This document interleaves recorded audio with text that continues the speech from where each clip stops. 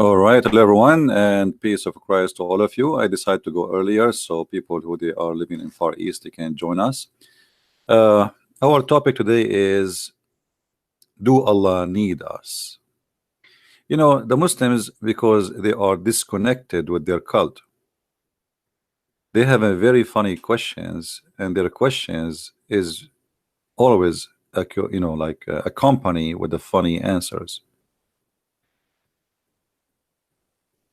This is a Muslim website. It says, if Allah has no needs, no wants or needs, why do anything?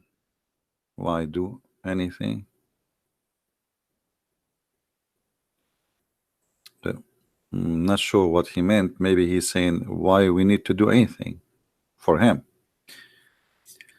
So when a Muslim he decides to think and he uses a brain, the second you do that is the same second you find yourself in trouble.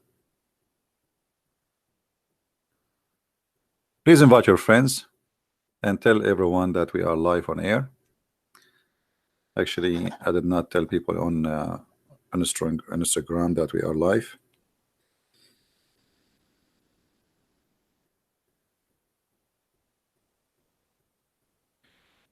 All right.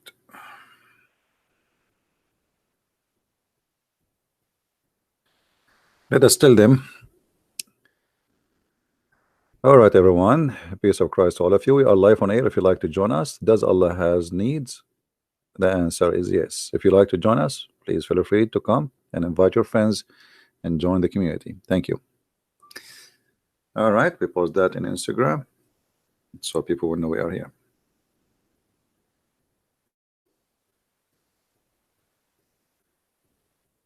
So does Allah really have needs, or he don't have needs? Now, if you ask any Muslim, he would say, sure, Allah doesn't have needs. I mean, what are you talking about? This is Allah. Allah has no needs. The fact, Allah is a needy God. Not only he has needs, he himself is not exist without the needs. And we will talk about some of those needs. Let us say the most important ones and the most funny ones. But before we go, let us read this article. This Muslim saying, I am little confused about the following. We know that Allah does not want or need our worship. But yet in the Quran he says, O mankind, it is you who stand in need of Allah, but Allah rich. You see, when between two brackets it says free of needs, this is not really what the Quran is saying. The Quran is saying he is rich. The second you say that Allah is rich, it's the same second you prove to me that Allah has needs. You see what rich mean? Think about it. When I say somebody is rich, that's funny, because rich is about someone he have money. Chapter 35 verse 15. Let us go to that verse in the Quran so we can understand it better.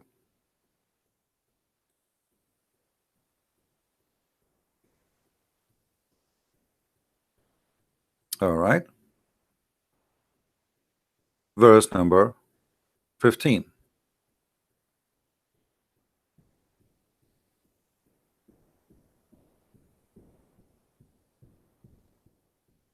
O mankind, you are poor in your relation. That's not what the Quran is saying. You see, always the confusion about the Quran is depend what liar you are reading his translation from. There's nowhere here it says in your relation. It says you are poor. That's it. This is a fabricated. Let us change the translator. Let us go another liar, Yusuf Ali. Look here, the word in relation is gone, and this is funny, right? I mean, if it's not there, why it was there anyway in the other translator? Oh, you men. It doesn't say oh you men too. This is another donkey. It says oh you people.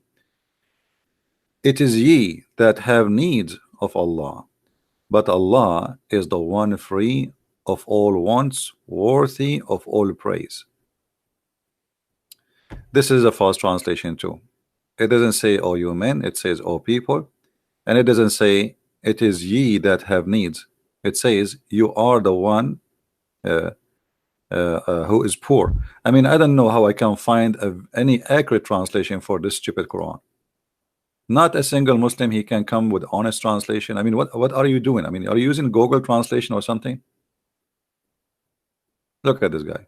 You are the one who stand in needs. Doesn't say that. It doesn't say that.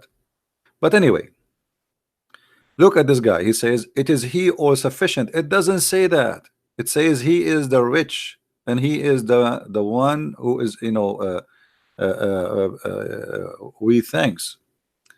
Let us change the translating. I mean, we have to play this game. What we can do? We cannot find one honest translation. O mankind, it is it is you who stand in need of Allah. But Allah is rich. Now let us just, because we have to keep changing translator. This is in this. So just take into consideration whatever is between the two bracket is not really in the verse. This is not in the verse. So, O mankind, it is you who stand in need of Allah, but Allah is rich. Okay. When we say Allah is rich with what? Who is the Muslim when I tell me Allah is rich with what?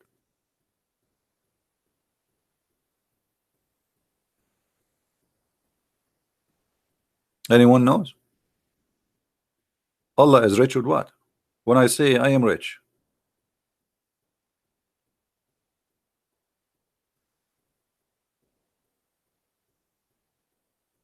I mean the statement itself proving that Allah he needs, because you are rich because you collect. You are rich because you store things. You are rich because, you know, maybe I mean you are cheap. You are rich, you have a good income. You are rich because you make a lot of money. But when we say that God is rich, what does that mean exactly? Let us see what other verse in the Quran says to understand this verse better.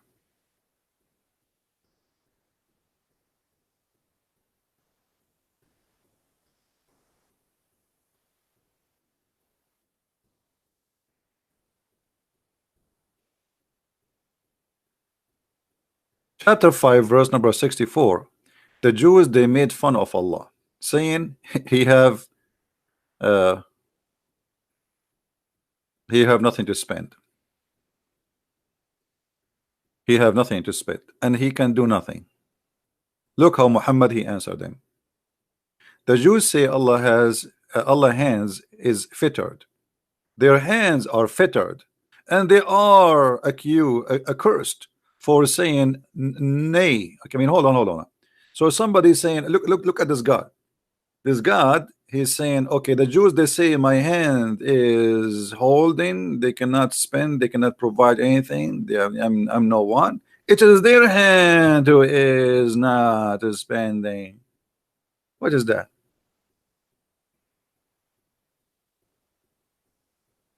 Are we listening, guys?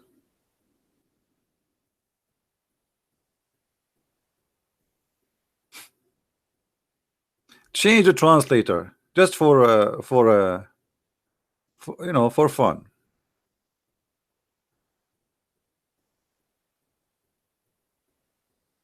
The Jews says Allah hands is tied up. Be their hands tied up and they are accursed. What is that? It's like two women from all generations. They are fighting over the rope for the laundry. Your laundry rope is not good. My laundry rope is longer. What is that? This is God? The Jews, they accuse Allah that he can do nothing. Prove to them that he can do, not by saying no, your hand is okay, you are God, do something. Show them that your hand is not tied up. You know what I mean? You're God, do something. I mean, what is this verse for? This is the respond, a verse. Okay, thank you. Now let us show you that Allah he had needs. The Jews, when they say that about Allah, they have all the right to say so. Allah, he beg for money. Chapter 2, verse number 2, 4, 5. Who is the one who will give Allah a goodly loan? How you can give Allah a goodly loan? I thought Allah has no needs. So the first thing we found that Allah is bankrupt.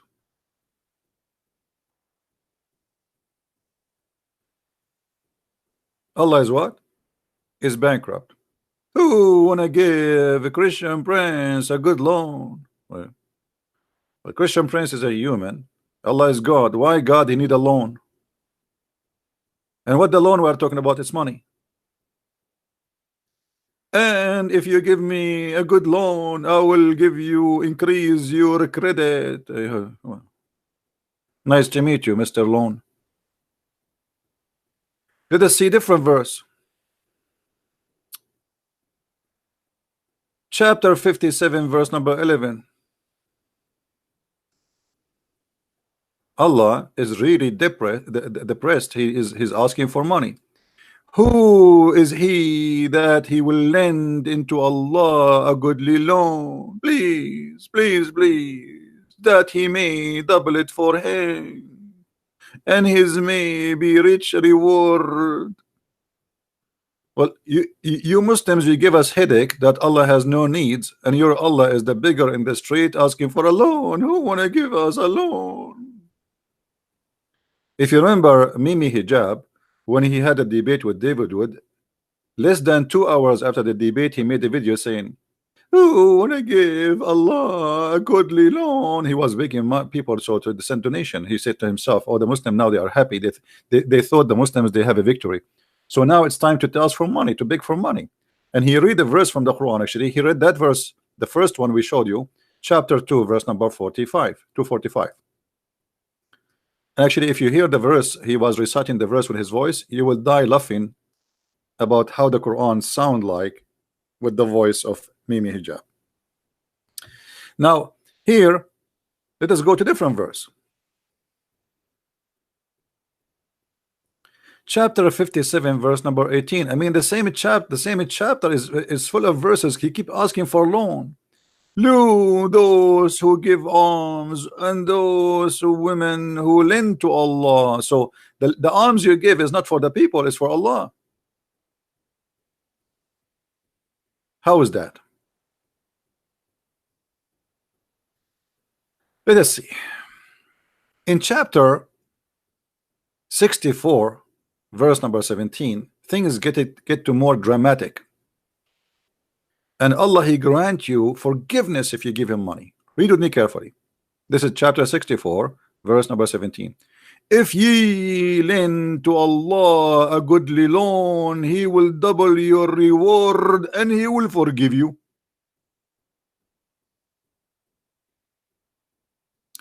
Now we have a brother. He just gave me a goodly loan. Let me show you the goodly loan. This brother, you know, I'm really thankful for those who help us. But here, our brother here, he gave me a goodly loan of $20. So if I am Allah, I will say to him, I forgive your sin because you gave me a goodly loan. I am Allah. If you give me another $20, I am Allah. I will double your forgiveness. If you give me $5, I will make your forgiveness so-so. If you make it $100, I will forgive you for the coming year. I mean, have you ever heard of a God like this? Isn't it obvious that this is a scam? Since when we can bribe God? We give God money and he is supposed to, if we give him money, he forgive us?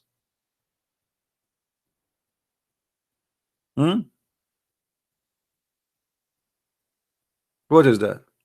So they give us speeches that Allah he has no needs, but as you see, Allah not only in need, Allah is in a trouble need.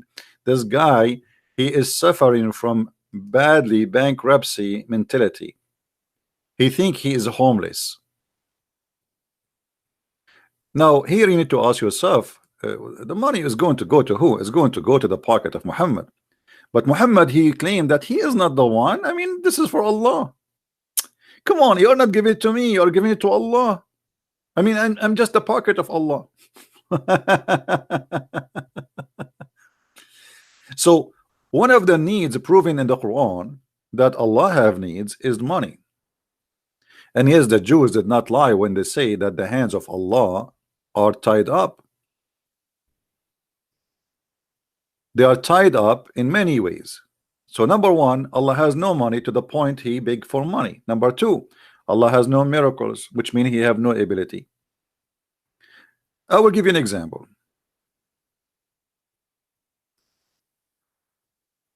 The Christians believe, and I am a Christian, that Mary, she gave birth to Jesus and she is a virgin.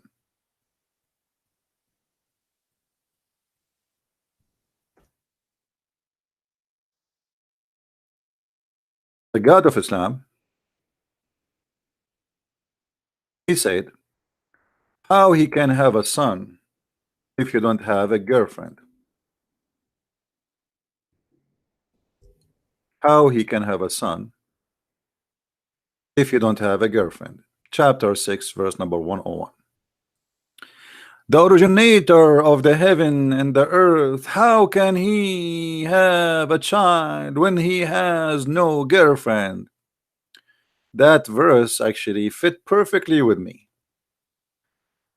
Christian Prince, how can he have a child when he has no girlfriend? So how you say to Allah, you say to us that Allah has no needs, but he is speaking about his bad luck, that he cannot have a son unless he have a girlfriend. So that proving that the Jews, when they say that the hands of Allah is tied up, it's true. It is tied up. Why? Because as you see, Allah cannot do anything without help of somebody else. In this case, he need a woman who have a female gender private part, and then after he had sex with her, maybe she will give him a baby.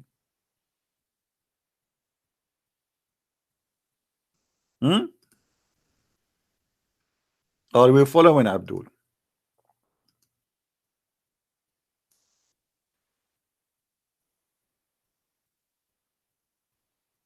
Allah in needs of a female in order to accomplish what the God of the Christian can accomplish without a female.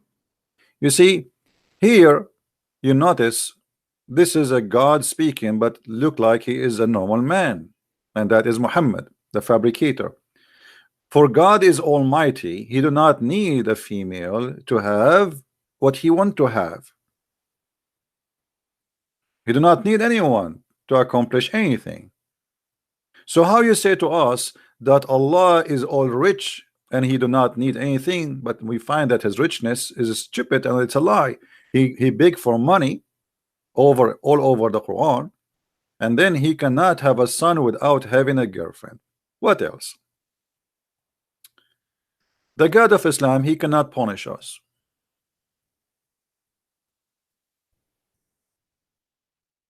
He have a big mouth, but his hands is tied up. Chapter 40, chapter 4, verse number 47, it says,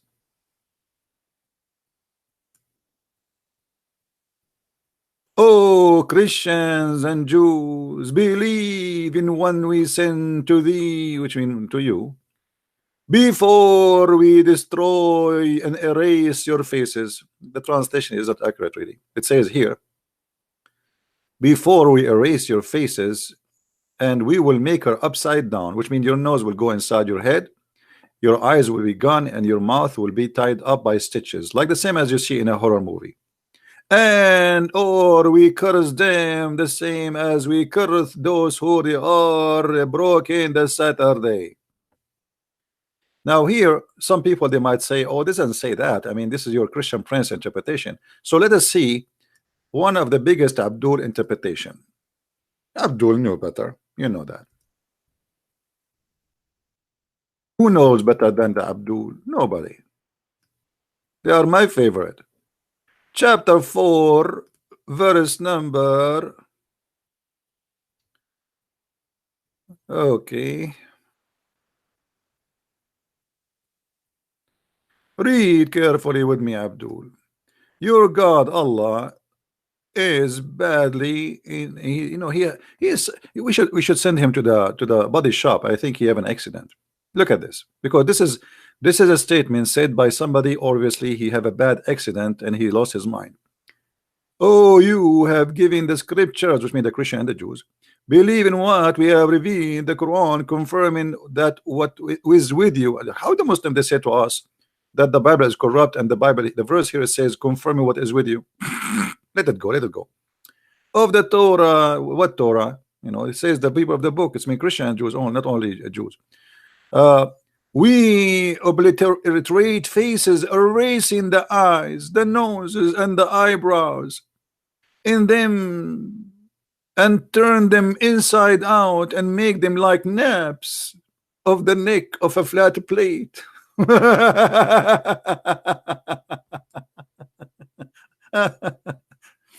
Okay, Allah is all rich, Allah is all powerful, but he could not make one a Christian as he claimed.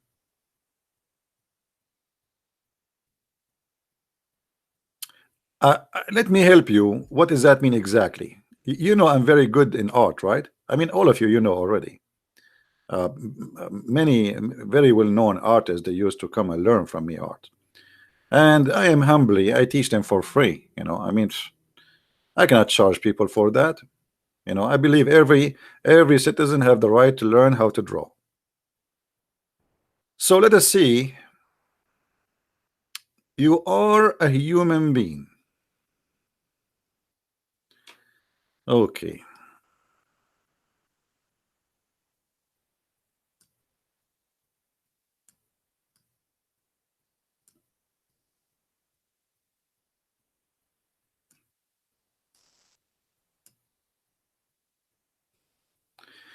And you have a nose, look like a truck, and you have a mouth,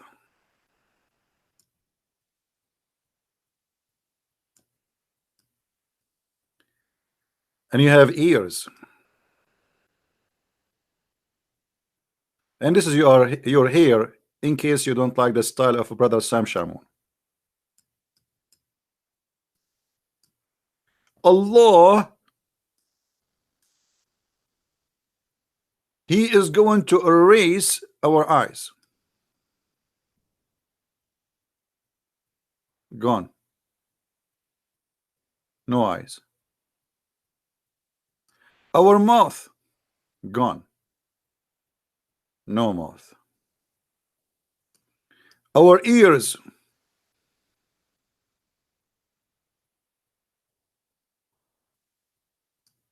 and don't forget our nose will be gone too, and will be facing the inside, not outside out. So it's going to be like this. This is how Allah will make your nose after the adjust.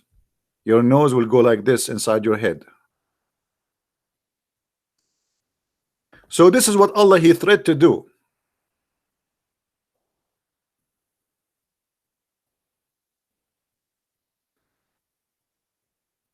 It was just a stupid talk. If Allah is a true God, why he did not do what he said? Especially he's saying I will do the same as he did to the people of the one who broke the Sabbath. You remember the Quran says Allah he made the Jews pigs and monkeys. So this is not about judgment day, this is now, because already he made the Jews supposedly pigs and monkeys, which is stupid story. I mean, who in the world want to believe in such a garbage? So Allah, he have a need here, and the need is to scare the hell of you so you can believe in him. But obviously, because he is weak, he cannot do what he claimed to do. So he needed to scare you. He needed to make you worry. He needed to make you think about it. Okay, if I don't believe in Allah now, I will wake up in the morning, I find my teeth is gone, my mouth is blocked, my nose is upside down inside my head, my eyes is gone, my ears is flattened, and my face, oh, I forgot to tell you, he said he will make your face like a flattened plate. So let us make it like a flattened plate. Your face will turn like this. like a dish. Empty, that's it. There's nothing there. Do you see it says like a flattened plate?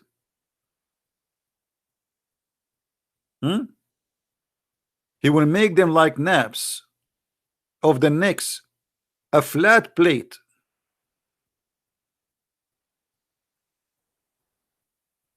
So Allah, he cannot prove himself. He threat, but he cannot do his threat, and this is obviously Allah in needs of deception and false threat, so he can blackmail you. If you don't do this to me, I will do that to you. And we find that what he would do to us is lie, because can you find me one a Christian Allah he did that to him? You know, one day a Christian prince, he will die, and or maybe he gets sick or something. The Muslim, they will say, oh, see what Allah he did to Christian prince. See, brother, what Allah he did. I appreciate you, Abdul. Here now, if we go and see more verses in the most funny book in the history, it's called Quran, we will find that Allah not only he is in need, but he is in need to other people's stories. As an example,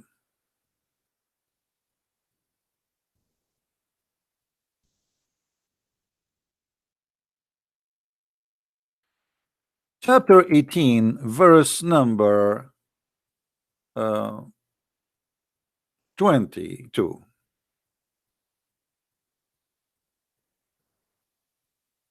You can go right now and search in Google a story. It's called The Seven Sleepers. This is a fiction story. Some Christian believe in it, but it's false story. It's not true. It's a fiction story about 7 youth who they've been discriminated, or let us say persecuted, so they hide from the king in a cave, and they slept there for more than 300 years. The Quran copied a story, which is a fiction story, and put it in the Quran, claiming that Allah said that story. But this story, we know the writer, we know the author, we know it's written, we know what language is written in, and this is nothing but a fiction story. And Muhammad, he is in need, which means Allah, he is in need of a fabricated story to make a story of it. But look here how funny Allah is.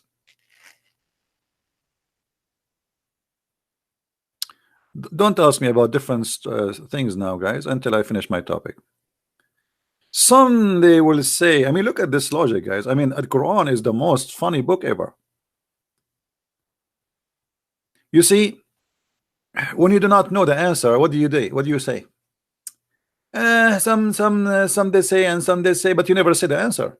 Look, some they will say they are 3 and their dog is 4th. What? What? Some they say they are 3 and their dog is the 4th. And some they say they are 5 and their dog is 6. Hold on. Don't you notice you jump something? What about some they say they are 4? Oh, because he said they are their dog number 4. That's funny. You see, he missed a number here, right? The second number he should say. Some they say they are 4 and their dog is number 5, but Muhammad, he made a mistake. And some they say that they are 7 and their dog is 8. What the heck of this? Say, oh Muhammad, my Lord is best aware of their number. So all this drama to say nobody knows save Allah. What about you tell us the number?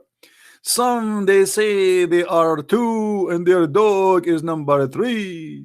Some they say they are 3 and their dog is number 4. Some they say they are 4 and their dog is number 5. And some they say they are 6 and their dog is number 7. And some they say, let us continue until tomorrow. And then after that we say, Allah knows best, brother.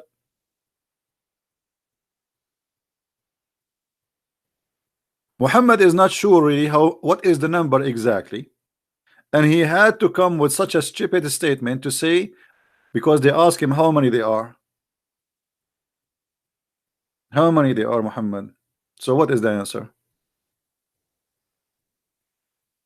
What is the answer?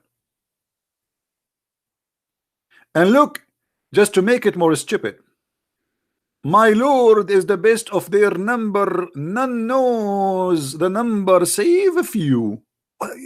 A second ago, you just said only Allah knows the number, and now you are saying the one who knows the number only few. Why? As long as few, they knew the number. So what is the number? I mean, do you see how silly? Allah is the one who knows the number. My Lord is the best aware of their number. But you just said there's other people who know the number too.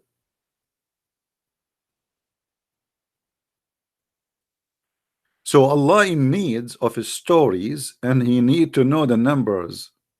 And the only way to avoid answering the numbers is to say Allah knows best about their numbers, and a few people knows, like Christian friends.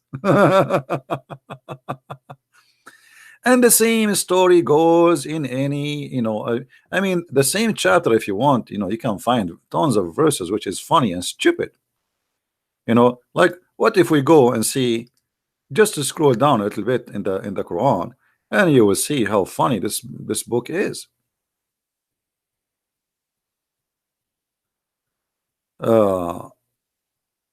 As an example here, the story of Adam and how Allah he ordered the angels to prostrate to Adam.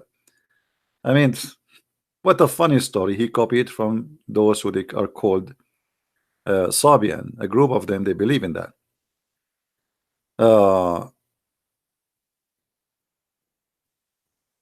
Let us see.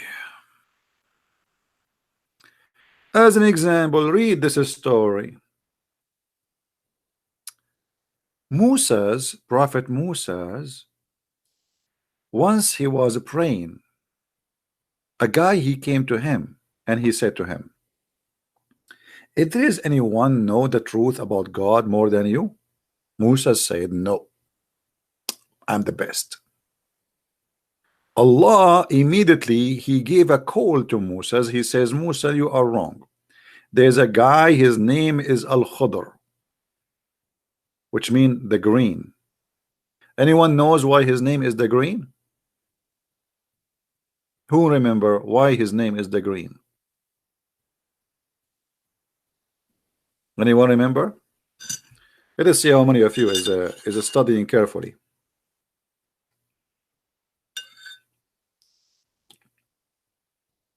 Sparky, please don't ask me about a question have nothing to do with my topic. If we finish this, you can ask me the question you want. I mean, let us speak as an adult. If we have a class about mass, let us finish the mass. I see your question. You keep repeating the same question. So why he was called Al-Khadr? No, I'm not eating actually. I have coffee. So what? Not coffee. Cocoa, and I mix it with a coconut shred. So why his name is Al-Khadr?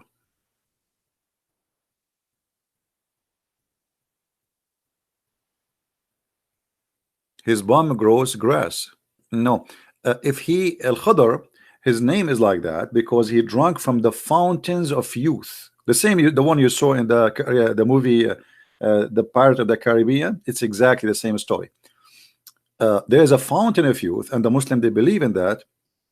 And this guy Al-Khadr, he drank from it. This is why they called him Mr. Green, because he drank from the fountain of youth. If he sit in a grass which is dry, the grass under his ass will turn into green. All right. Now, maybe a Muslim, he might say Christian Prince is lying. Brother, he is lying. Brother, he is lying. Let us see.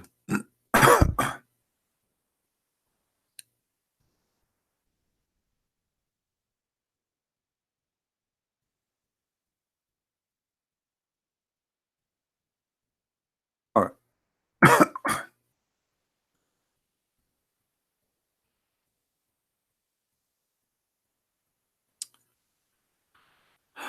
I'm trying to find you a story.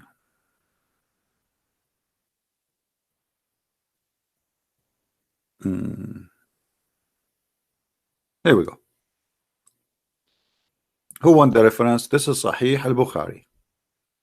This is Sahih al-Bukhari, and this is the hadith number. So a Muslim cannot say, oh, this is a lie, it's a weak story, it's not true, blah, blah. You know them, right? You know them.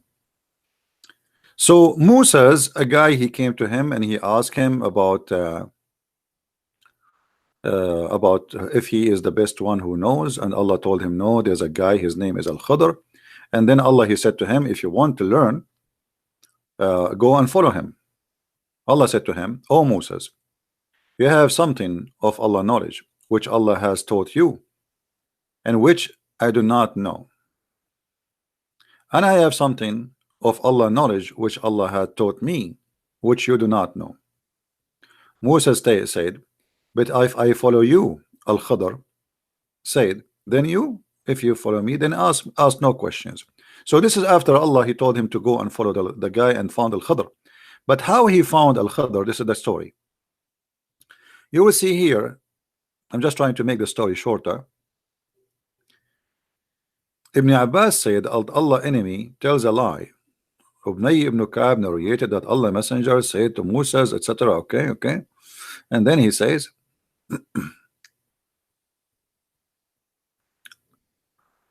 who is the most learned person among the people?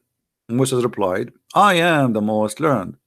Allah then admonished Moses, and he said to him, don't say that you are the most knowledgeable person about me. There's a guy who learned more than you. Yes, one of our slaves at the junctions of the two seas is more learned than you. Allah saying that. Musa said, oh my Allah, how I can meet him? Allah said, take a fish. Brother Enter. Allah said, after Musa asked him, how I can meet the fifth person who is very learned? Allah said to him, take a fish with you in a basket, and whenever the fish lost, follow it, and it will find him in that place. What? How we can find Al-Khadr is not there's no map, there's no GPS. No. Allah is more high-tech. Take a fish with you. Take what? Take a fish. And by the way, it's not a fish, it's a whale. But anyway, and suppose it's a dead one. So take a fish with you. It's a dead fish. So how you can lose the fish? Later you will see. So take a fish with you, brother, in the basket, and whenever the fish is lost, follow it. How you can follow the fish? Is dead. Which means you will follow him and the fish will lead you to his place. So Musa set out along with his attendant Yeshua ibn Nun. Even the servant, his name Yeshua ibn Nun. Nun, if you remember, Nun is the name of the whale. Nun is a whale. And it's a whale. The Aramaic language, it's a whale, Nun. And they carried with them a fish till they reached a rock and rested there. Moses put his head down and slept. Sufyan, the sub-narrator, said, somebody other than Omar said that at the rock there was a water spring called Al-Hayat. What Al-Hayat mean? The life. There's a spring, it's called the spring of life. It's a water spring, the water of life. And none come and touch it, on touch with that water, but become alive. Now, by the way, this is a true story, because I myself died many times. This is a true story, by the way. A brother Enter, I know a very authentic story about a person. He died many times. His name is the Christian Prince. And each time he died, they put the water of life on the top of him, and he come back to life, and may Allah curse him.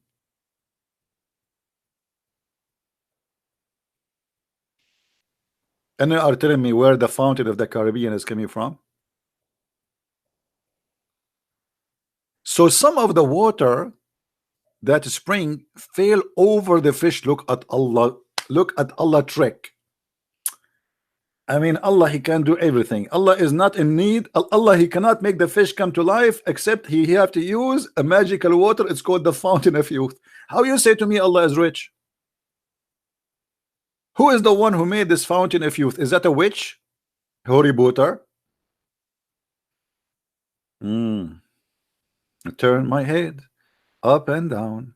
I turn it, turn it, turn it, turn it, turn it around, and all I can see a fountain of life around me.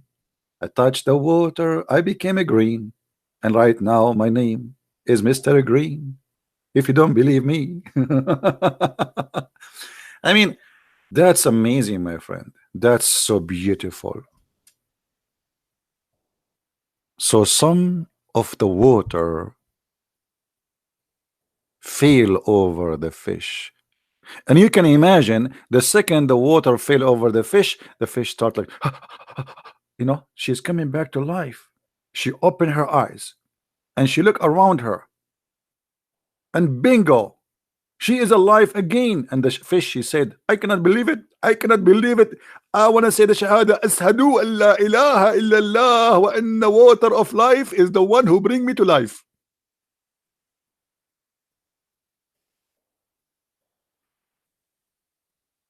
Here we noticed that Allah, not only He is a fairy tale stories teller, but He cannot even resurrect people to life unless He use a fiction water. If you touch it, just by touching it, I mean, you do not need God, you do not need to believe in God. If you, even if you are an atheist like Job Steve, some they say is a Christian, some they say, let us say who is an atheist. If he die, so we put some water of the fountain of life in the top of him, and then he will become alive. Who need to go and see doctors or hospitals? And then the fish, my friend, the fish, after the fish run from the basket, entered into the sea. Hold on. So it happened, look like it happened, that the spring of water is in the balcony of the sea. Let me draw it for you again. I know you like my drawing, don't you? I mean, come on, we have to be honest here. Don't you like my drawing?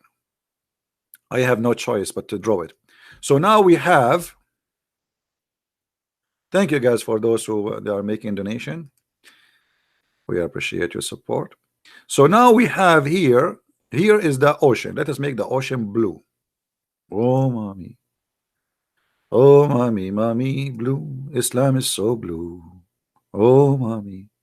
So this is the beach, and this is the ocean.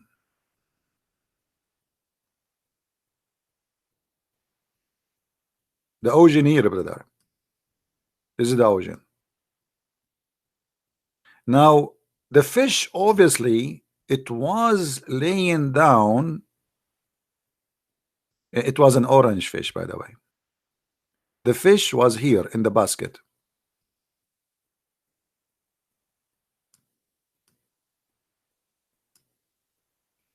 And then here there is the fountain of youth. We will make it a green because, as you see, if it touch you, make you alive, and even the grass became a green. So this is the fountain of youth, and the fountain of youth is making like water. It's like a sprinkler, like the one who water your grass, and one of the drop of the water fall in the fish, and bingo, the fish start moving, her tail is jumping, her eyes is opening, and bingo, she start creeping into the sea, and she jump into the sea. And thanks to Allah, for sure this is a very true story. And if you don't believe me, I swear by Allah, it's true story. Here we go. What do you want more than this? You know, in the Middle East they say, ask a thief to swear he did not steal, he will be they will be happiest to do so. If that will release him. I swear. So brother, the story here is very, very true story, and we have to believe in it. Then Yeshua bin Nun, the servant, and and Moses, they wake up in the morning and they keep going, and then when they want to sit to eat, he asked him to bring the fish, but Moses, I thought he should not eat the fish. The fish should lose. Why you are eating the fish, you idiot? They did not find the fish. All right. So they came back, retracting their steps, and then they found in the sea the way of the fish, looking like a tunnel. Brothers and sisters, this is a very true story. To make it simple for you, for those who they are not smart, because as you know, we are the Arab, we are the smartest in the world. You know, this is why Shakespeare, his real name is Shakespeare. I mean, we have to be realistic here. So when the fish jump, forgive me, I have to draw again. I cannot stop my hobby. So the fish jump in the sea. This is the sea. Okay. See. Okay, this is the sea. And should I drink the whole sea for you? I mean, come on. Okay, come next week until I finish making the whole thing blue. I mean, so this is the sea. And now, according to the story, when the fish, she jumped in the sea, she made a line, a highway, like a tunnel, and she was moving, swimming, and bingo, she stopped here. Why here? Because guess what? Prophet Al-Khidr was sitting in the top of the rock in the middle of nowhere in the sea. This is Al-Khidr. Let us make him green. Mr. Green is here. So brother Moses, when he came, brother, all what he need to do, he need to follow the track of the fish, which is in the water, but it's not a water no more, became a rock. But this is, by the way, true story. It happened to me too. I mean, I know that many of you don't believe it because you are not smart, but this is the true story. I feel sorry for you. Look at this guy, he is laughing. I mean, shame on you. This is a true story. I swear by Allah, this is a true story. What do you want more? Here we go. We prove it to you. It's true story. All what we need to do is swear by Allah. Now, the Moses, brother, let us make Moses look with this color. When he came here in the land, he was tracking their footsteps, and they stop here. Oh, here is the fountain of youth. Here. And then next to it, they found that there is a road inside the ocean. Inside the ocean, which means in the top of the water, there's a road. Alhamdulillah. And then they keep walking, take a sleep, take a nap, walking. It's a long way.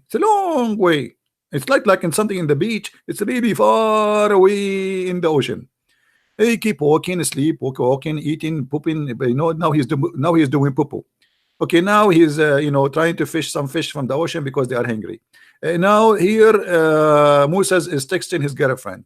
Here they were asking themselves, take right or left, and then his servant, he said to him, Moses, what left or right, brother? There's only one road. Hello?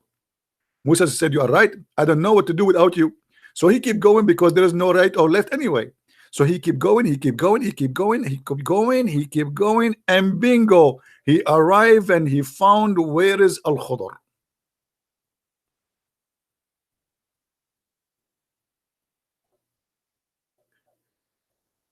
And you are telling me that Allah has no needs?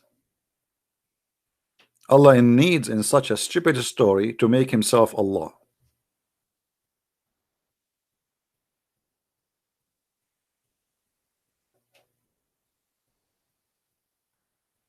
Hello? Then what? What do you mean then what? Then Musa says to Al-Khidr, hey Al-Khidr, how you doing, brother? Assalamu alaikum. And then Al-Khadr, Musa, he said, Allah sent me to you so I can learn from you. Al-Khadr, he says, okay, but I have a condition, brother. You ask me no questions, okay? No questions. How you ever heard of a teacher he will not he don't accept questions? So when there was an astonishing event of his attendant, again, they found the tunnel of the fish, and then they reached the rock. They found a man covered with garment. Moses greeted him. The man said, astonishingly, is there such a greeting in your land? What? Man, the greeting was astonishing for this Al-Khadr, because Moses, he said to him, Shalom to you. Al-Khadr said to him, oh my Allah, in your land people they say Shalom. So here the guy Al-Khadr, he was like, wow, no way. And I mean, put yourself in the shoe of Mr. Green. By the way, when I was in the in early school, you know, studying supposedly English, you know, English in the Middle East is a funny way. The teacher himself, he needs somebody to teach him English. But anyway, he's the teacher. So in the book it says Mr. Brown and Mr. Green, and then I look at the picture. Mr. Brown is a white man and Mr. Green is not green. And I said to myself, why they are calling him brown and green? But now I understand, brother. Brother, now I understand. I mean, here we go. Al-Khadr, Mr. Green. Moses said, I am Moses, by the way. Brother, I introduce myself. I'm Moses. The man says, Moses of Bani Israel? If. The name of Moses was so famous all the way to Al-Khadr. He heard about him. He is in the middle of the ocean, nobody around him. But are you Moses? Oh, you Moses from the children of Israel? Moses said, yes, and added, may I follow you so you teach me something of the knowledge which have you been taught? And here in chapter 18 verse number 66, Al-Khadr humbly he said, oh Moses, you have something Allah taught you I do not know, and I have something Allah taught me and I do not know. But already Allah, he says that Al-Khadr is more knowledgeable, but this guy is being doing taqiyya now. So he said to him, Moses, but I will follow you. Al-Khadr said, then if you follow me, ask no questions about anything until I myself speak to you concerning it. Chapter 18 verse number 70. After that, both of them proceed along the seashore. I mean, the story there is stupid, and you know, you can read it, but here you will find something very funny. A sparrow came and sat at the edge of the boat and dipped his beak into the sea. Al-Khadr said to Moses, my knowledge and your knowledge, all creation knowledge, compared to Allah knowledge, is not more than the water taken by that sparrow. And then Moses was started by the Al-Khadr action of taking an adze and scalding the boat. Look at this guy.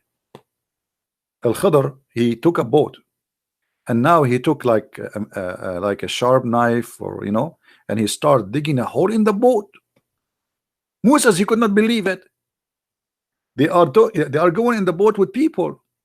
You know, there's people who they are like and here you notice the story. I mean, how they found the boat. I mean, suddenly he was in a rock in the middle of the sea, and suddenly there's a boat and there's people.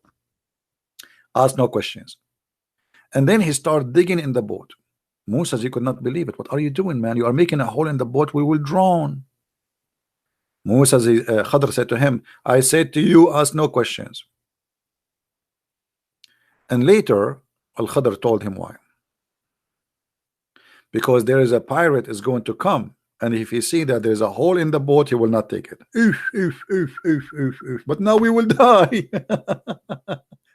He will not take it. That means it's not usable. So what the point now? We will die. We are going to drown. I mean, the wisdom is beyond imagination. Anyway, I will leave the link for you in the chat, so you can read it by yourself, because the story will become more hilarious. We need to focus a little bit more in the topic. So as you see, Allah have no needs, but yet he is copying stupid stories, fiction stories from all generations, exist long before Islam. If you go and read the story of a person, his name Gilgamesh or Gilgamesh, you will find that the story of Gilgamesh include the fountain of life, the guy who went to look for fountain of life, the secret of life, etc. So Muhammad is nothing but a thief, and his God not only in need, he is in need even of fictions to make himself God.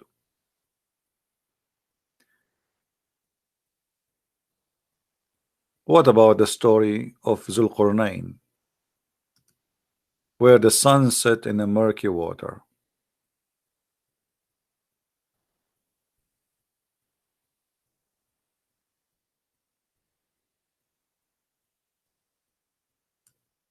Allah needed Zulqarnain to make himself sound like a god. What kind of god? He says that Zulqarnain is one of our messengers. When Zulqarnain, which is Alexander the Great, is a bisexual, or at least he is a homosexual, and he was nothing but a criminal, you know, whatever you want to call him. Yes, he was victorious, but doesn't make any difference. He attacked nations, he subdued them, he subjugated them, he take them into slavery. So Allah, he needed Zulqarnain to say he is God. Why? Because Zulqarnain is sent by him.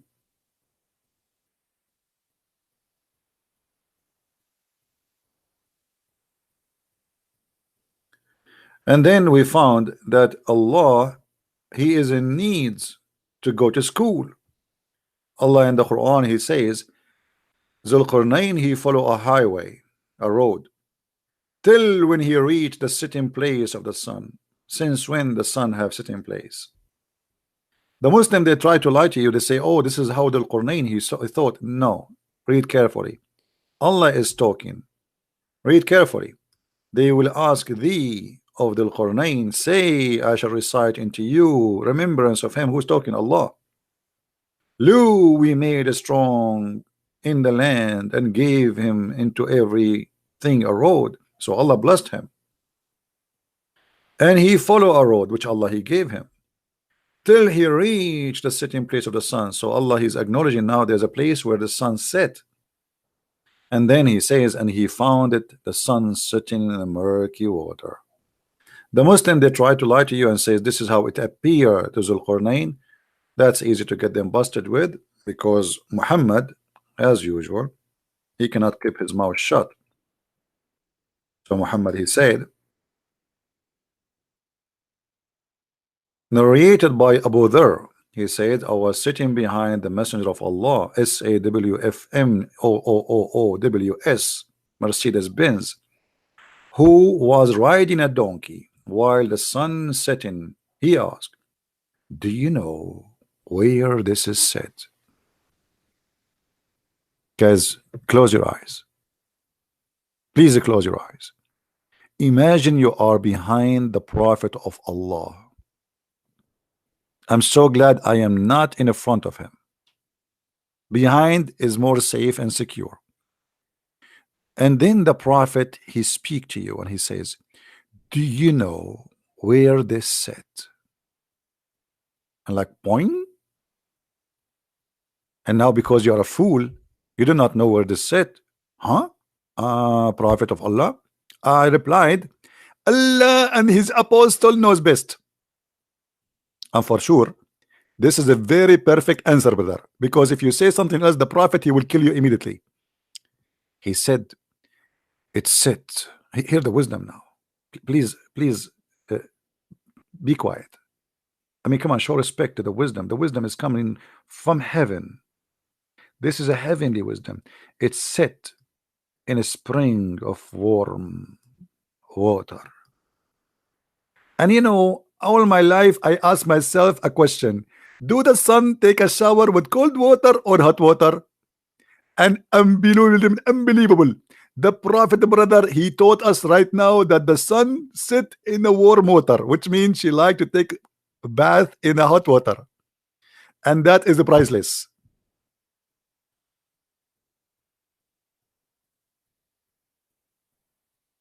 So Allah, he claimed that he taught Muhammad a knowledge,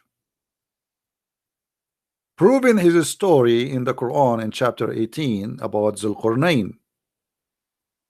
Yet he is believing that the sun set in the murky water, as many generations long before Islam they used to believe in such a garbage.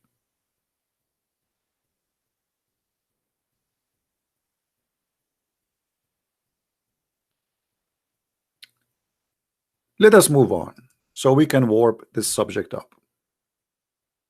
What about Allah? He cannot fight his enemies.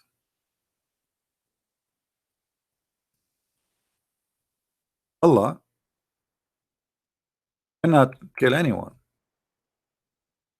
Chapter 9 verse number 14, it says, kill them and Allah will punish them by your hands. If Allah is all God Almighty and he can kill, why he need to say kill them, Allah punish them by your hands? What happened to his hands?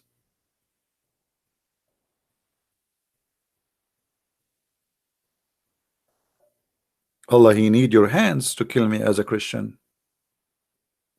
Abdul, your God Allah cannot kill us. He need you to kill us, for he is not Almighty God. This is Muhammad fabricating a verse saying Allah, he said that. Well, Allah, if you don't want that, I mean, he don't want us to be exist. He just, don't you Muslim, you say if Allah wants something to happen, he say be, and it was. So Allah, he cannot kill unless he used some fool to kill. Even we hear ISIS and Al-Qaeda repeating a verse.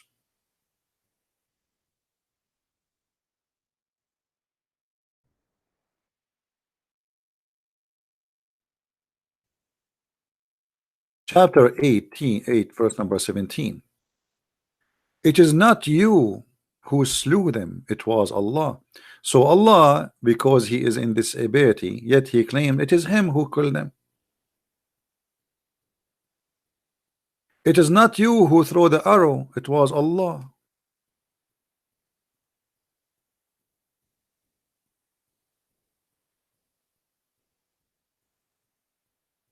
Allah is a disabled God. He cannot kill.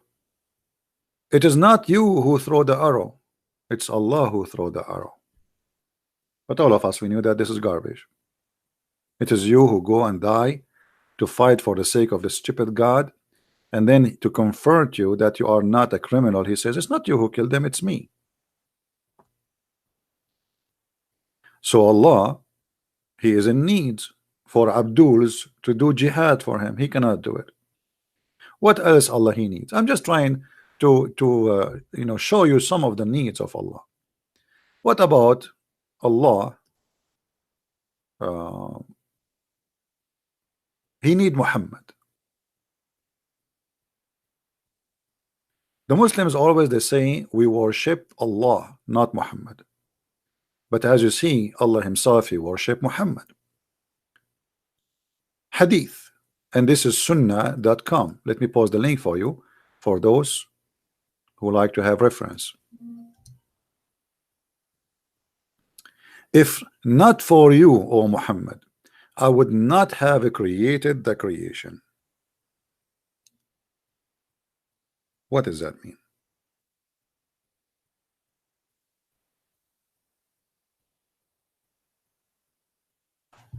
Allah without Muhammad is nothing. Allah without Muhammad is bored. Allah without Muhammad have no desire to live or to create. Allah without Muhammad is not even worthy. Allah without Muhammad will not be known. How we will know Allah if he did not create us? So why Allah he created everything? because of Muhammad. لولاك لولاك ما خلقت الأفلاك. What do the respected ulama, which mean the scholars of the religion and Sharia, says about this hadith? Which book this hadith, etc.? The answer. Read carefully the answer. This is not my answer. This is the Abdul answer. Indeed, brother. The Prophet of Allah, Allah pray on him and salute him, is the reason for the creation of Adam alayhi salam and the universe. If the Prophet of Allah was not to exist, then the Arsh, which means the chair of Allah, the Lawh, which is the book of Allah, and the Qalam, which means the pen of Allah, the sky, the earth, the heaven, the hell, the trees, the stones, and all other creatures would not exist. Are you telling me that even Christian Prince will not be exist? How horrible.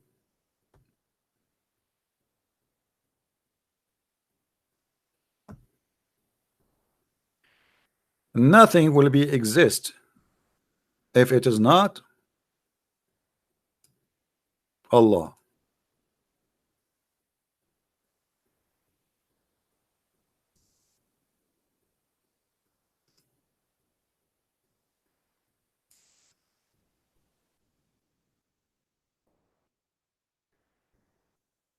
Oh boy, people they text me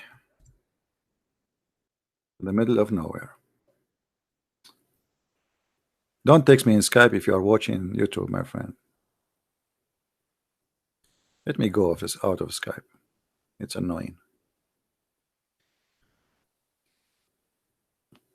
So as you see, Allah, he himself, he need a motivation. What does that mean? I mean, if not Muhammad, Allah created no sky, no earth, no heaven, no hell. Even his chair, Allah will be standing up all the time. Why Allah okay, hold on. Anyone thought about it? Why Allah he have a chair? Why Allah created the chair? When here they say that Allah he created the chair. Kursi is a chair. Arsh is a throne. Kursi is a chair. Why Allah he created the chair for himself only because of Muhammad? Anyone knows?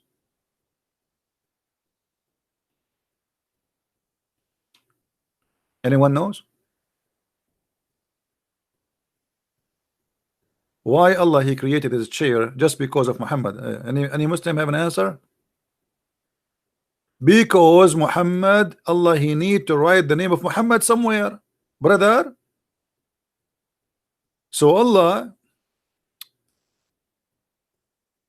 okay, because all of you, most of you are slow, not like smart like us Arab, I have to help you with some art, brother.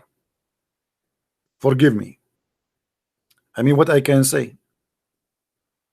I wish all of you are Arab. I wish, but I am not Allah to make you Arab. We are the smartest people in the world, brother. Okay.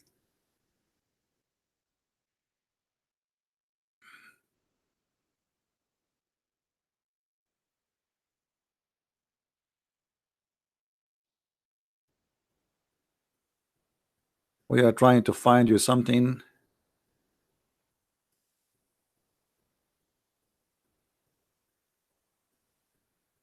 All right. Hey, brother, this is the chair of Allah, brother.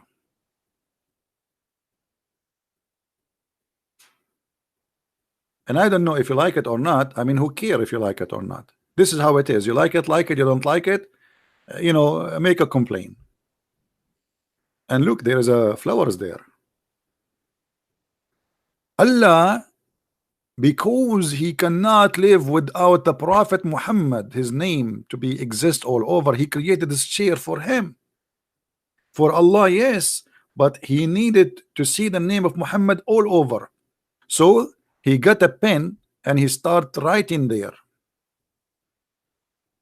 On the chair, brother. On the chair. And for sure, brother, in Arabic. Muhammad.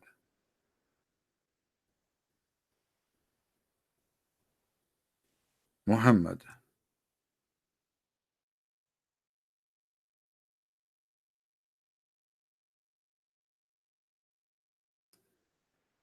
everywhere in the chair, brother.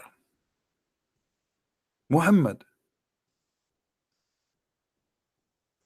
Muhammad. I mean, brother, you name it. Allah spent millions of years writing the name of Muhammad, brother. Muhammad.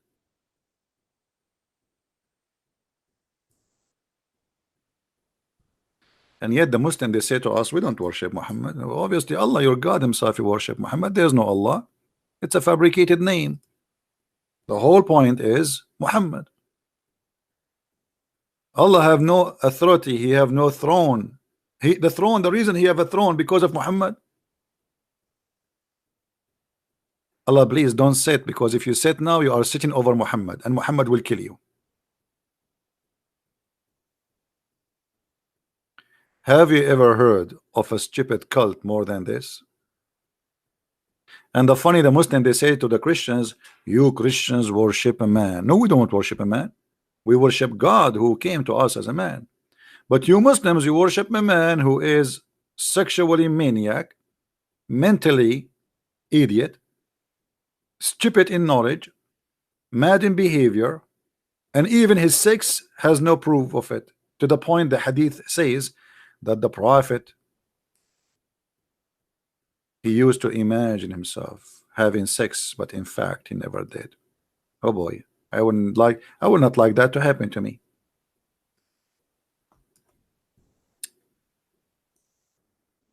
Imagine you get married, you have 13 wives, and they are waiting for you in the bedroom. Some of them have panties and some without panties, and they are so excited because you are very handsome, brother. Like Muhammad, Prophet Muhammad was very handsome. Even his underarm was very white. The white supremacist religion.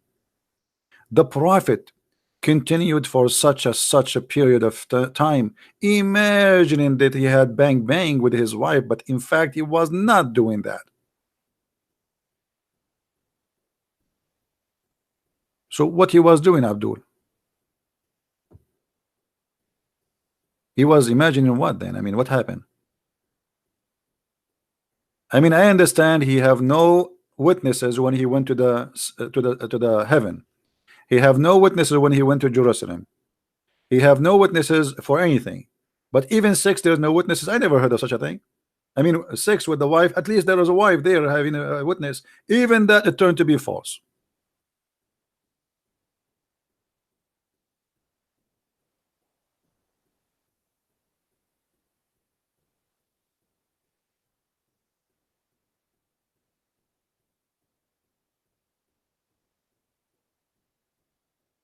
Any Abdul? Let us continue. Oh, I just remembered, you know, like sometime I don't remember things. The reason, especially if I borrow money from you, I don't remember it. I'm like Muhammad. I remember only to say to you, give me a mortgage. After you give me the mortgage, I don't remember anything about it. Look what happened. Do you remember when Muhammad, Allah wanted to send him to take him to heaven, what Allah he did to him? Who remember?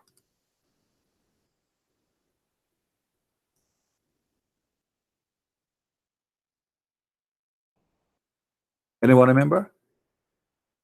When Allah he wanted to send Muhammad to heaven, what he did to him?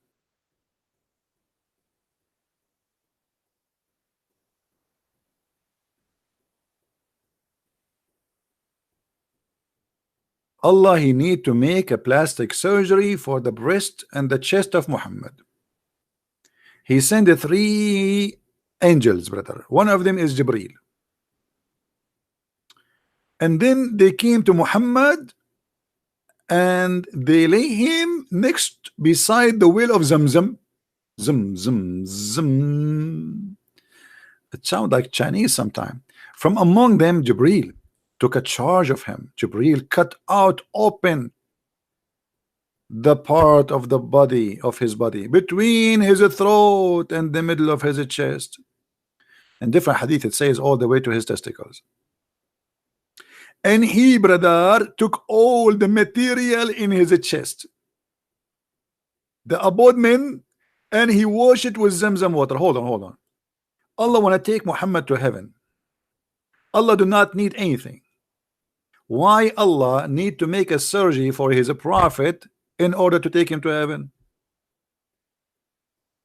And now he is using water to wash the material. What is the material there? Are you serious?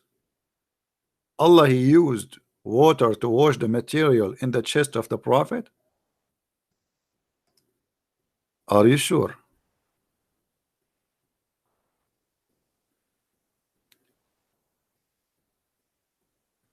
To help you to understand the story, because of most of you are not smart like us Arab, I have to use some drawing.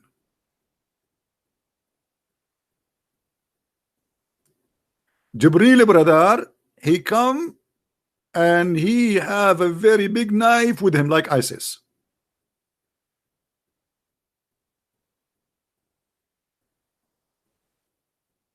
And then brother, Jibril brother, he put Muhammad next to the water of Zamzam and he cut wide open his chest and he start taking the material from his belly. And then he put it in Zamzam water. And then after he wash it, he put it back. And then brother, surprise, surprise, Allah do not need anything, brother. Allah, he can do anything by saying be, but he needed to install wisdom in the chest of the prophet. Have you ever heard of a God he installed wisdoms in dishes? If you don't believe me, read the story. It says, after he washed it with his own hands with the water of Zamzam, he cleansed the inside of his body, like the body of Muhammad looked like was very, very, very awful, you know, garbage, you know, plastic, you know, Allah knows what the prophet was swallowing at that time. And then a golden tray containing gold bowl full of belief and wisdom was brought, and Jibreel stuffed it in his chest and his throat blood vessels. Okay, hold on. Allah do not need anything. Why Allah he needed to do a surgery for his prophet to take him to heaven? And since when wisdom and faith they come in dishes?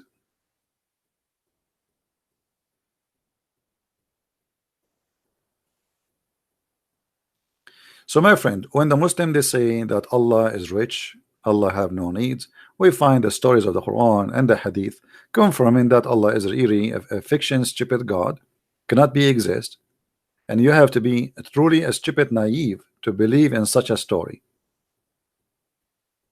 How they say to Allah, say to us that Allah, if you want something, he say be is going to be, yet he cannot say to Muhammad, okay, have a clean chest. And what a clean chest mean? I mean, what does that mean? Muhammad was filthy, dirty. What does that mean? Inside him there's a sewage. What exactly they wash inside? I mean, well, this is stupid. And then what? They install a dish of wisdom and faith in his chest. Who is the city when I believe in such a garbage?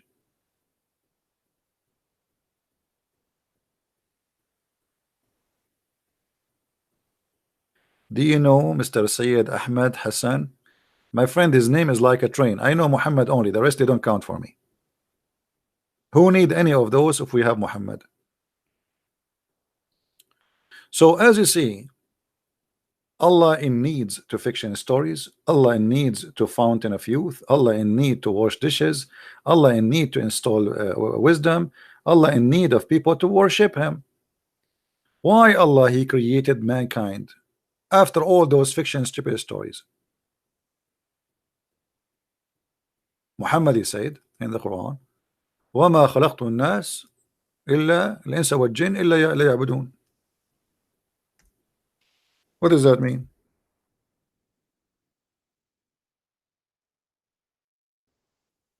I created not mankind except to worship me. So Allah he need to be worshipped.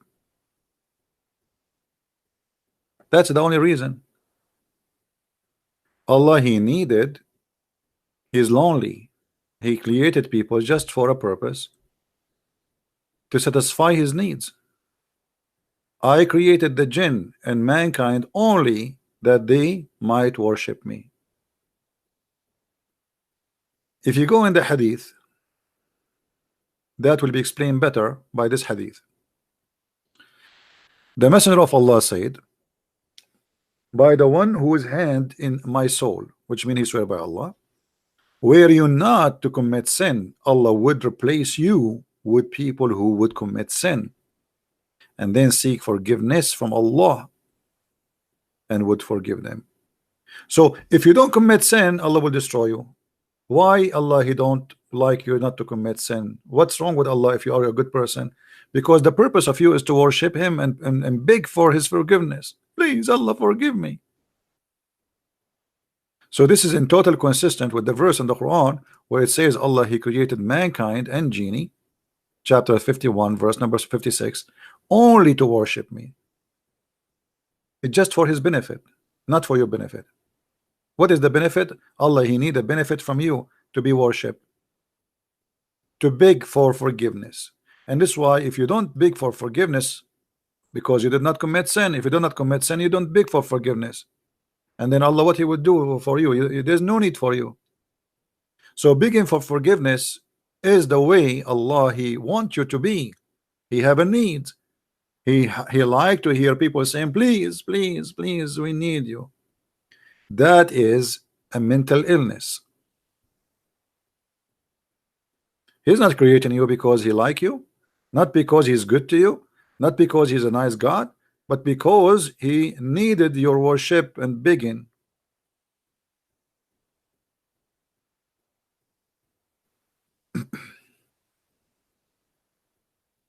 Right? So as you see, Islam failed a little tiny examination. We are here just for a few, I mean, what, an hour, 2 hours? Islam could not stand little tiny examination. Allah not only in need, Allah need money, Allah need army, Allah need fighters. Allah cannot punish us by Himself. He punish you by the hand of the Abdul. Allah He need people who commit sin. And by the way, this is a totally in contradiction with the logic. The Muslims, they say they believe in the story of Noah. What the story of Noah is? Story of Noah, people they commit sin. So why He didn't destroy them then? Oh, they did not ask for forgiveness. Allah have no problem if you commit sin, because He created you. He wanted you to commit sin. This is why we see the story about Adam. If you remember, Muhammad, he claimed that Adam, he commit sin because it was the plan of Allah.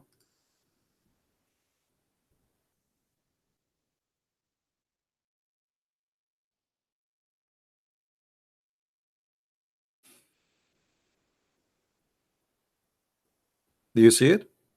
40 years before Adam was created, Allah He wrote his destiny. So even the sin of Adam was a plan of Allah, because He want him and his offspring to commit sin, so they will beg Him for forgiveness. Do you blame me for a sin which Allah I should do? I should do. It's decreed by Allah. I should do. It's not a choice. I should do. Do you see it? Funny, stupid story.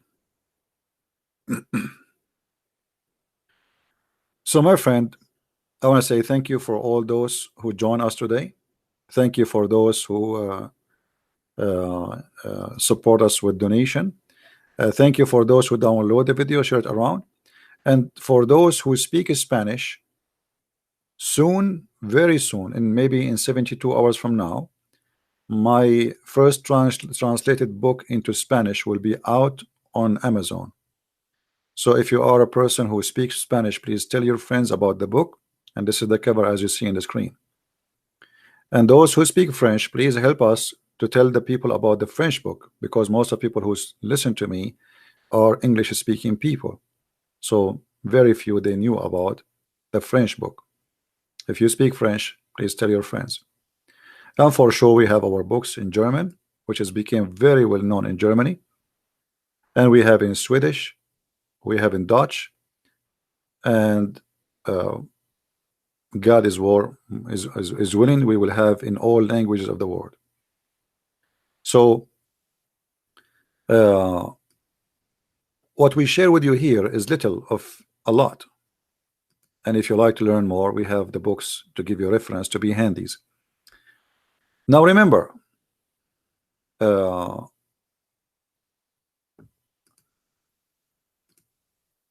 best way to learn is to have a good teacher, but a good teacher cannot make you educated unless you are listening and you want really to learn. And no matter how hard he work and no matter how much he try, if you are not willing really to learn, you learn nothing. Somebody said explain, just because he requested, what chapter? Chapter 3 verse number 55, I think he said.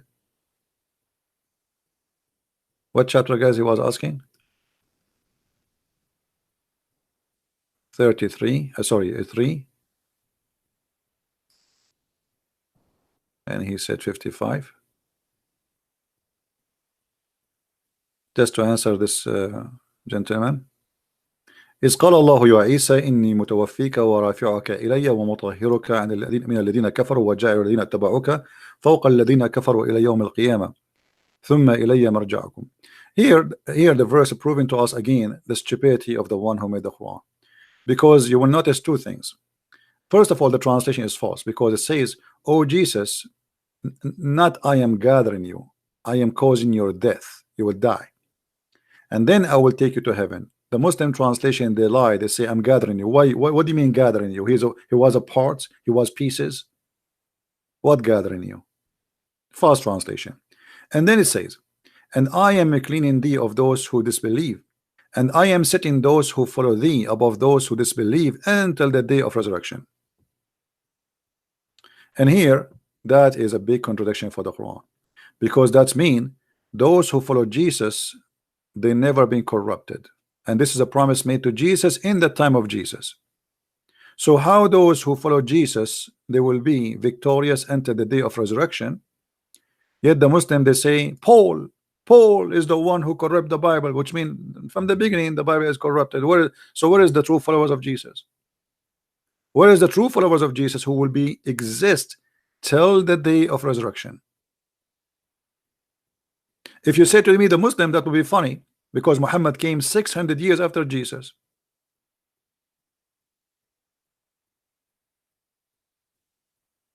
Right?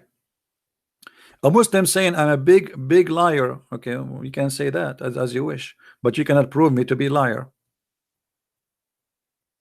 It's your prophet who lied when he said there's a flying carpet. Who is a liar? It's your prophet who promised you endless penis, big ass 1 mile. It's your prophet who promised you 70 years orgasm.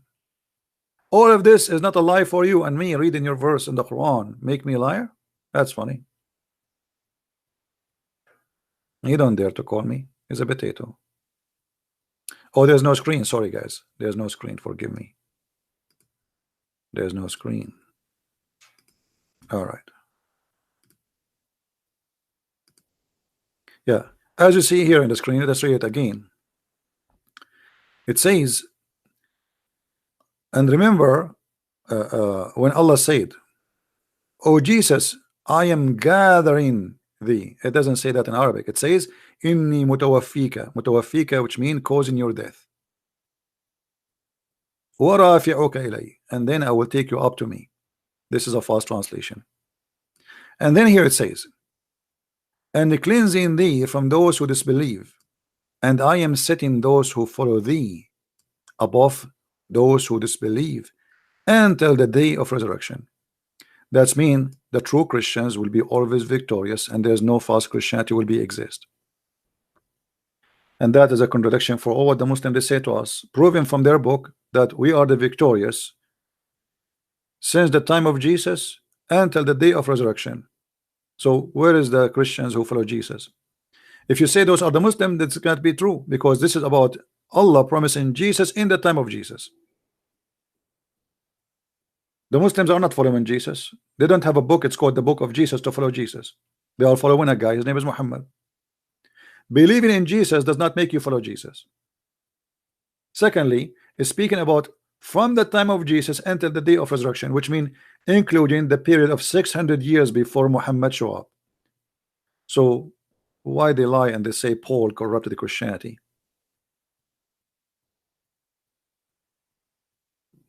Right?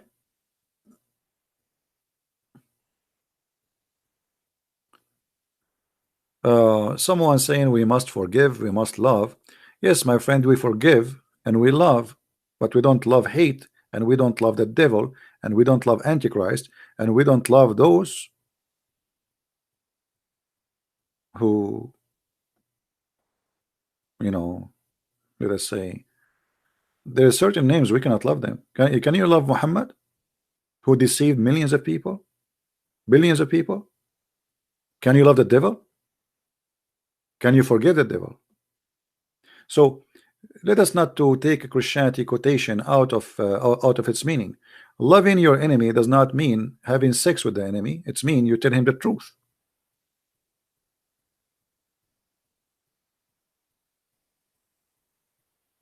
Right? If you love your children, it's not by giving them hugs, it's by guiding them to what is right to be done. Your son is taking drugs and you say I love you, do whatever you wish. That's not love, that's hate. If you love someone, you save him. You don't lie to him.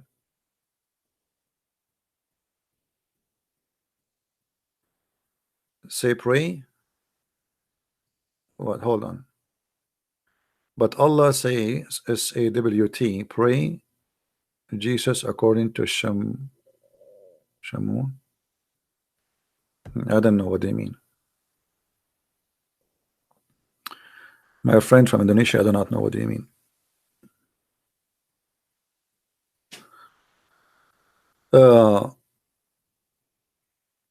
Another question before we go. A person, he asked me that the Muslims in Indonesia, they ask him about the Song of Songs or the Song of Solomon. My friend, it's a song. It's written by a king, not by God. It's a poet written by a king.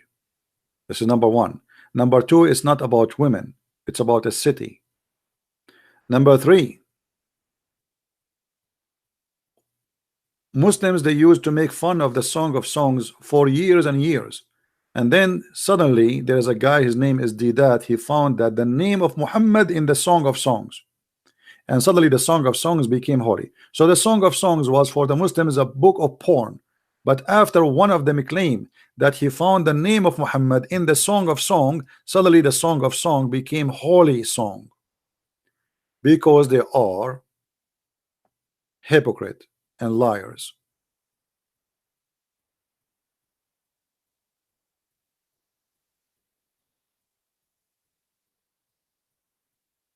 Right?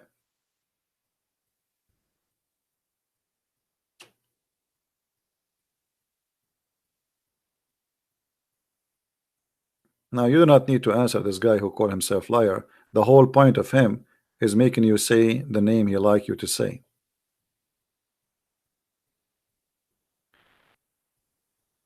Muslims, they have no ability to answer. Everything the Muslims they claim is proven to be false from their book, not from any book else. I do not need any book. A Muslim, he says to me, "Oh, Jerusalem, oh, Israel is the land of the Arab." Since when? Even your God Allah never mentioned that. Even your God Allah, he says this is the land of the Jews in chapter 5 verse number 21. So even the most famous problem in earth known to be proven from the Quran that it's not true. This is the land of the Jews. Even the book of Allah, the book of the kuffar, the book of the pagans who kiss black stones, prove that Jerusalem and Israel is the land of the Jews. And anyone he says something else, he's a Muslim, he's a hypocrite. This is your book. Allah told Moses to say, go and enter the holy land which Allah assigned into thee. So why you lie?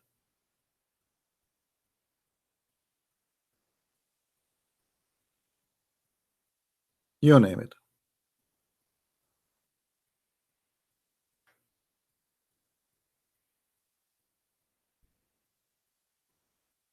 We asked him that already. You're a moon god. Are you accepting my challenge? What is your challenge, Ben? Why you don't call me? You want to call me Ben? Do you like to call me? I like to accept a change when they are hot. Do you like to call me? Or you are a person who make a challenge in the mirror?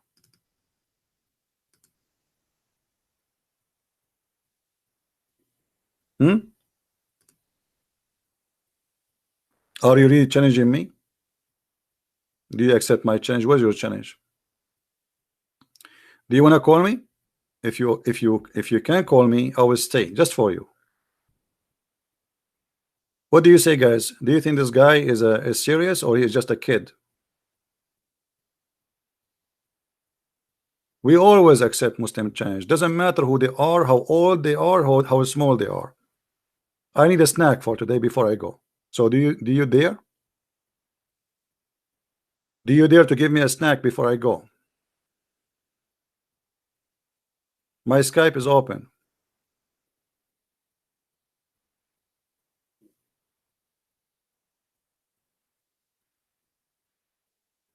All of us, we need a snack.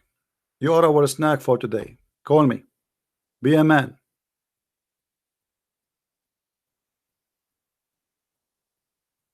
Be soft. Yeah, actually, I'm using. I'm going to use Vaseline when I debate him. What happened to you? Where is your text? A second ago you were challenging me. Now you are not. I don't see you moving. What happened to your tail?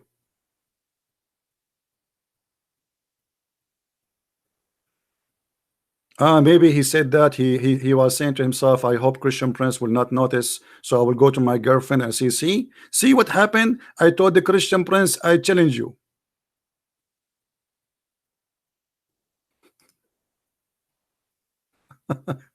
Go to your 4 wives and I will not mention anything. Whatever happened in Vegas will stay in Vegas.